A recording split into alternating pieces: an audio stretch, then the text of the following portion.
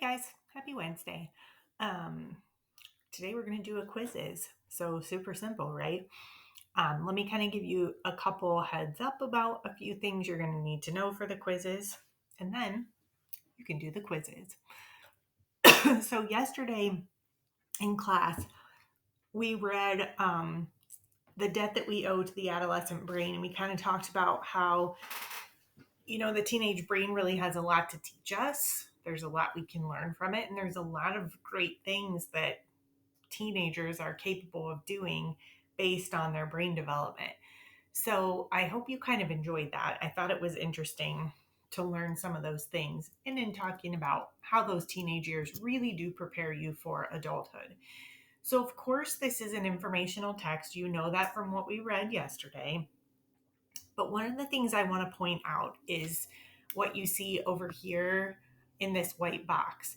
So, obviously, an informational text is going to provide facts. We know that, right? You've learned that since you were little.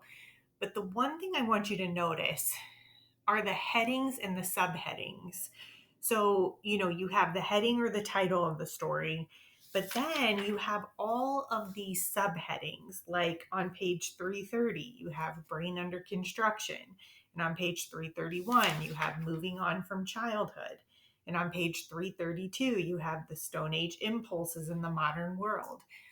Those subheadings are really helpful in navigating the text because it can direct you to a specific section to find an answer or a fact that you're looking for. Okay. This article also uses some organizational patterns like main idea and details. We're going to talk about that in just a second. But again, this is really just a brief synopsis of some amazing things that the adolescent brain is able to do. So, when we look at a text like this and we look at what's called a pattern of organization, authors typically write a piece, whether it be fiction or nonfiction, with a certain pattern or patterns of organization. So, in nonfiction, like this article, you will typically find three um, patterns of organization that an author uses. So sometimes you might see main idea with supporting details underneath it. Sometimes you might see a cause and effect relationship.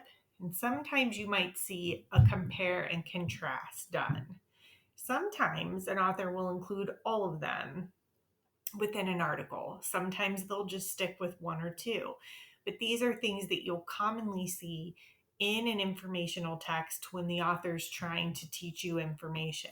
So a lot of times it might just be, like these subheadings. Here's the main idea, and then underneath it, here are the supporting details. Or you may see relationships presented like this happened, and as a result, this was the effect, like in a cause and effect relationship. Or again, you might see like Venn diagram compare and contrast type situation where you're looking at two things and figuring out how they're similar and how they're different. The reason I bring this up is because in the quizzes, it's going to ask you a couple of times to look at the organizational structure of this piece and what's used in which sections and what's an example of that. So I just wanted you to be clear about what that meant before we begin.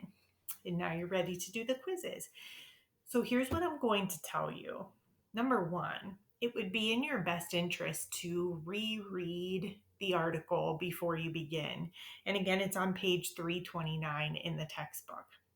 Number two, it's going to be in your best interest to have your textbook with you when you are doing the quizzes.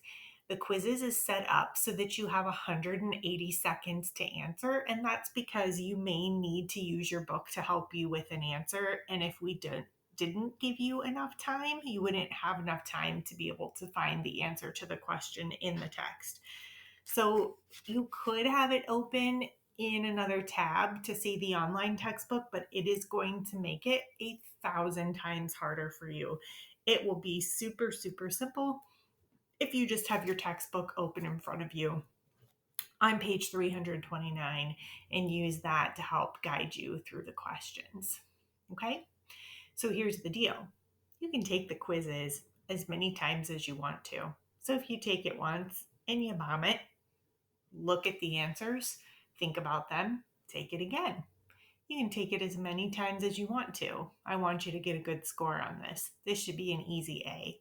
So, again, if you do terrible the first time, or maybe you just don't do as well as you want to the first time, take it again. If you don't like your score the second time, take it again. You can take it as many times as you want to. So, really, everybody should be able to get 100% on this. Um, if you go back and look at what you missed and use that going forward to help you get them right. It's not cheating, it's learning. All right, guys, I hope you have a great Wednesday. And we'll see you live in class tomorrow um, to kind of wrap up the story.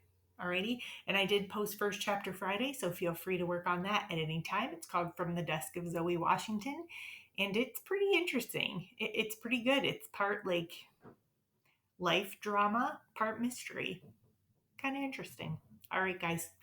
Have a fantastic day, and I will see you tomorrow.